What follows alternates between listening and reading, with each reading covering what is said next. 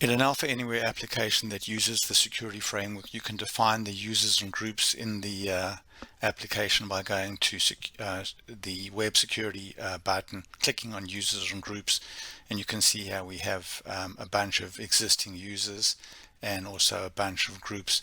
But let's say we'd like to add some more users and groups that are defined in an Excel file.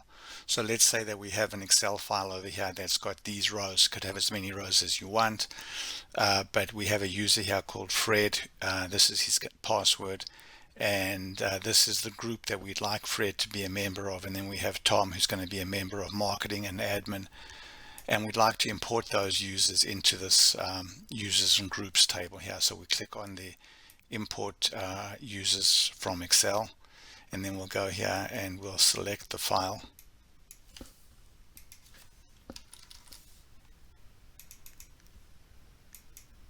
So, and then go ahead and click import.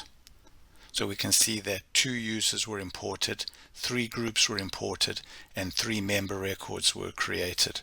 So if we go ahead now and click OK, and then close this down and then reopen it, we'll see that there are 2 new users over there. So Fred is a member of the sales group, and Tom is a member of the marketing group and administration group.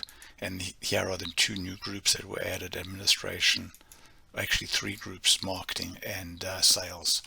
So the ability to add users from an Excel file allows you to quickly add records to the seed tables that are used when you define a security framework in Alpha. Thanks very much for watching.